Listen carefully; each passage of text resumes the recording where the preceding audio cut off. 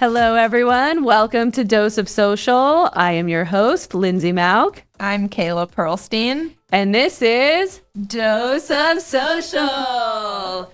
Today, we have a very special guest joining us. Live from Los Angeles, California, born and raised, Dennis Sosa. Yay! Thank you guys for having me. So Dennis is a wonderful photographer, actor and production assistant. Yeah. But today specifically, we are going to talk to Dennis about utilizing photos and photography tips for your social media. Yes. So thank you, Dennis, for joining us. Thank you for having me. Yeah, so Dennis and I met, I don't even know how long ago we met. It's been a while. It's been a while. I don't even remember how we met. At Tim's party. Yep. Tim Hurley. That's right. Tim Hurley. Of course. Shout out to Tim Hurley if you're listening out there. Oh, he'll be hearing about this. So I hired Dennis for a photo shoot for my business because I had no professional photos. I needed a headshot for Social Media Club LA. Nice. And so I hired Dennis, and for the time I spent living in LA, we worked together for a bunch of clients. A lot, yeah. Yeah. Yeah, we had a really good time doing it too. Yeah. And then I met Dennis through Kayla. Kayla, yeah. 5 years ago, was it? Has it been that long? I think it was that long ago. And Dennis came down to Hermosa 5 years ago, and we did a photo shoot with the team. So if you've seen my LinkedIn profile photo of me in the purple shirt, that lovely photo was taken by Dennis. So thank you, Dennis, for taking a picture of me that has lasted so many years. Thank you for trusting me to take your photo. And speaking of photos, so earlier this morning, since lovely Kayla is here from Nashville, we took advantage of the opportunity of Kayla being in town, and we booked a photo shoot with Dennis. Yeah. Thanks so much for coming down for that. It was my pleasure. It was easy. Really great. So what we wanted to talk to you, Dennis, today about is why someone would want photos for their social media and what kind of photos and what tips you can share. So let's get started by talking about why someone would want to hire a photographer for their social media. It makes your life easier. You don't have to worry about, I have to set up the shot. I have to make sure the timer goes off on time. I have to make sure the lighting is appropriate. There's so many elements that you have to take into consideration for your photo that it could be a lot to try and multitask. And you can just have somebody dedicated to it, and all you have to do is worry about looking good and knowing what you want. It's nice to only have one thing to worry about, isn't it? Yeah. Yeah.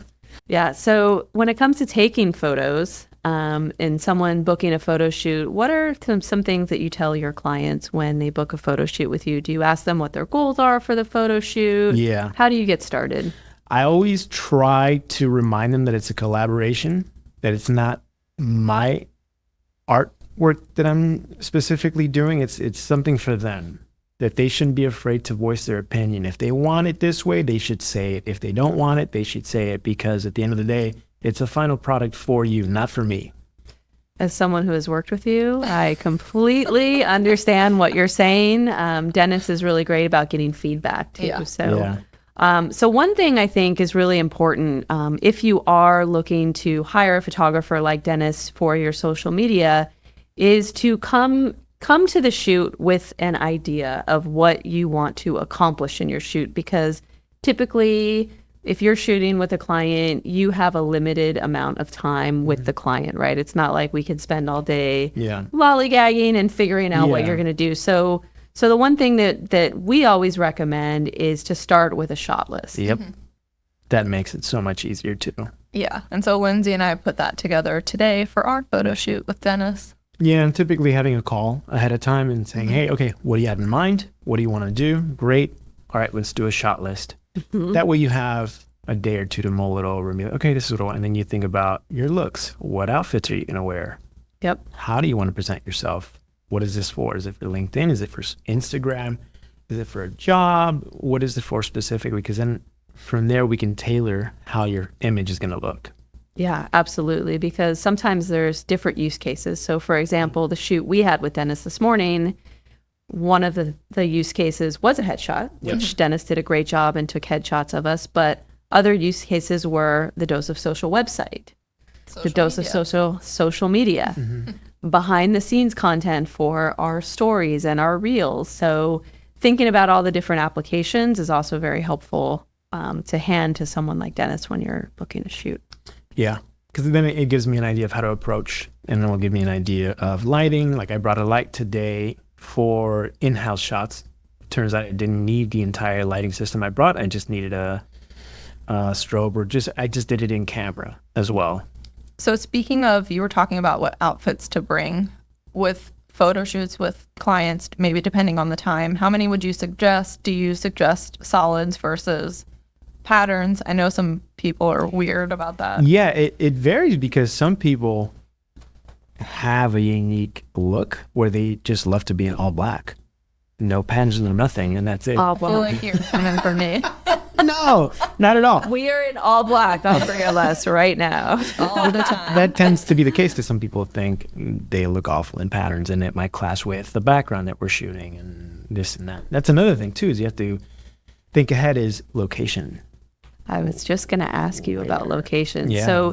So what do you tell potential clients or clients when you're planning a shoot? Do you suggest locations based on the shot list, or does the Yeah. location come first? Yeah, based on the shot list first, because then that gives me an idea. Okay, I know what they want to represent, and then from there I can start scouting locations, or they may have a location in mind already, which makes it even easier. And then from there we just work with that location and how we're going to dress them.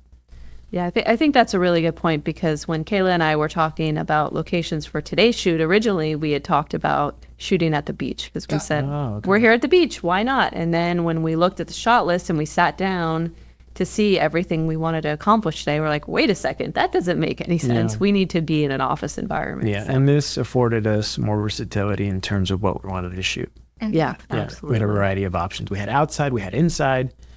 It worked really well. Yeah, so tips for finding a good location for your shoot. Oh man, that's tough. Well, it depends what you're shooting.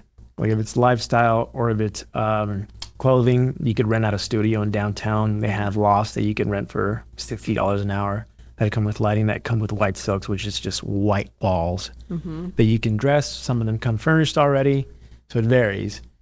Typically though, overcast is the best to shoot in because the lighting is even Yeah, and everything looks great in overcast weather. probably not great to shoot outside today, considering we're in the middle of a heat wave here in LA. And just I direct brought sunlight. it from Nashville. You- Kayla brought the heat. Yeah, no, we had some good locations outside where we were just in the shade. And Yep. you can use your environment to create natural bounce of light for you. Like if the sidewalk is white, that creates a natural bounce of light up towards your subject. If you're shooting at the beach, that's another area where the sand is just projecting light upward. So it's just a matter of catching it in the moment and knowing what's there for you. Yeah, absolutely. And how do you get your clients, your subjects, to feel comfortable with you in a shoot? Talking, honestly, just talking to them. People tend to get stiff, and everybody that I've worked with before we even start shooting is, oh, I don't look good in photos. I just feel uncomfortable. And my trick is having a conversation with them, but keeping the camera up at eye level and just have them tell me something about themselves, talk about the day they've had, something with their family, friends, anything to get them to loosen up. And typically they'll start just laughing naturally, and I'll just be snapping photos unbeknownst to them. Well, not really, because the shutter's pretty loud, but just talking to them, relating to them.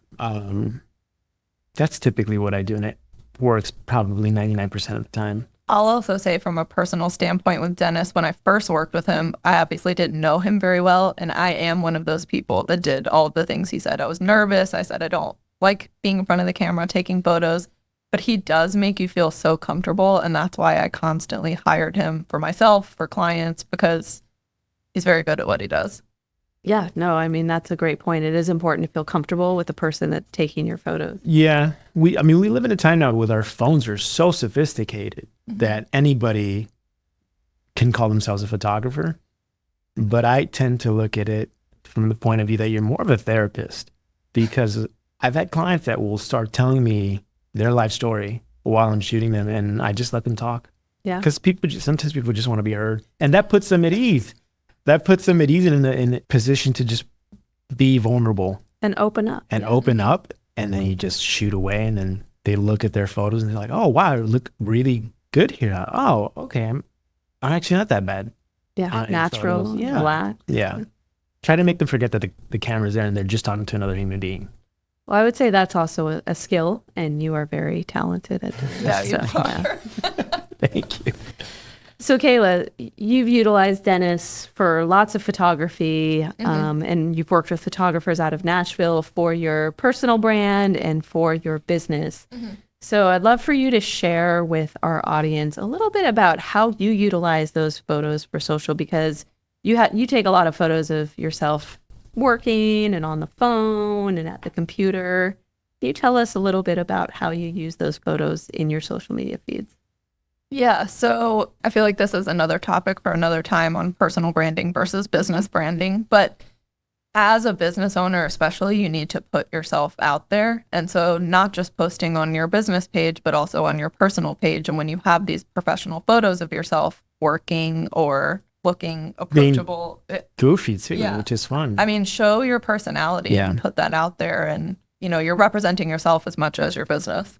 Yeah, absolutely. Or post a picture of yourself doing a squat. On your tippy toes. Yeah, how do your Nashville photographers compare to your LA photographers? Dun, dun, dun. Never mind, don't answer that. You gotta go back to Nashville.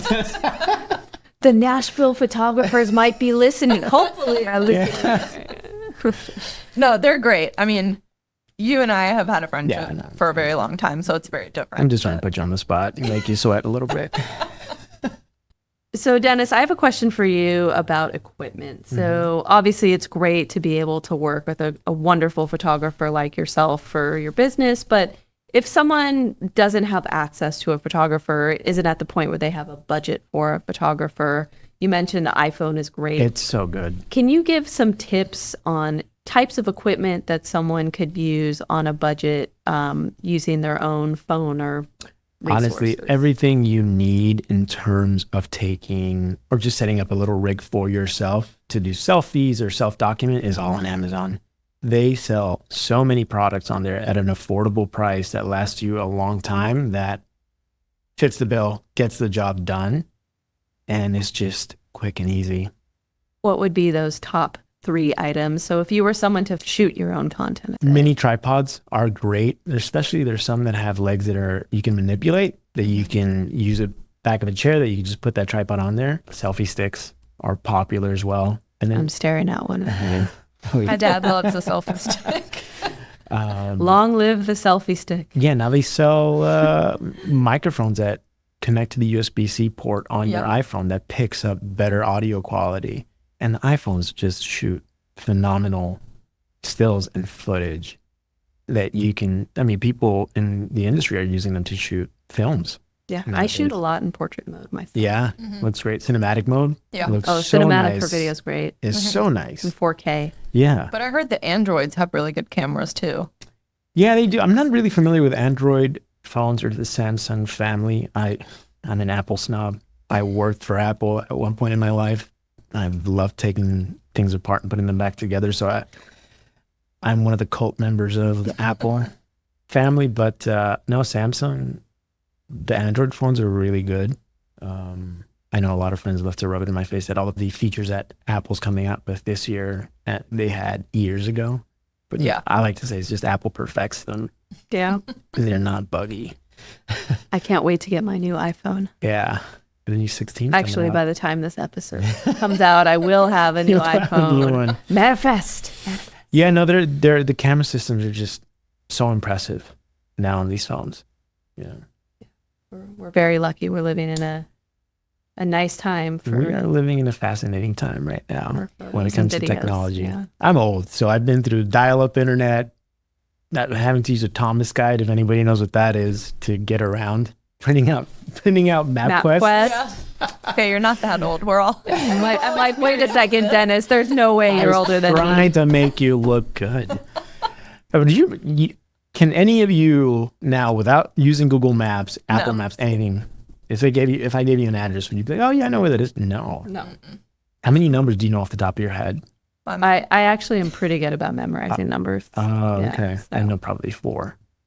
I know my mom's number And I told and mine. Yeah. If you don't know your own, we got a problem.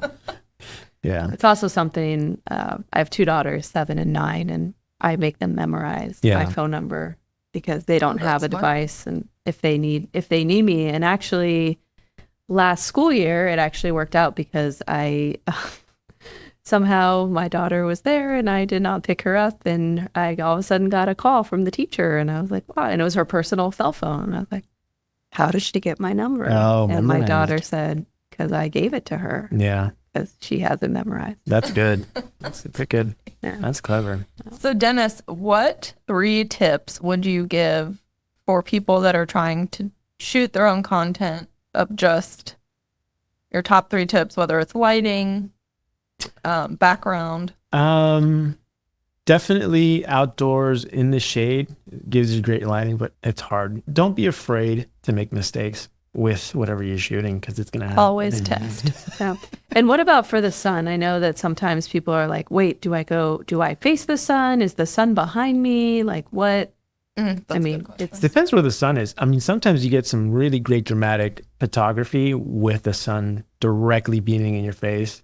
I had a client, Tara, who was a friend of yours, who I shot headshots for, and there was one great photo of her where she's just looking up at the sun, and there's a lime wall behind her, and it looks like a magazine cover.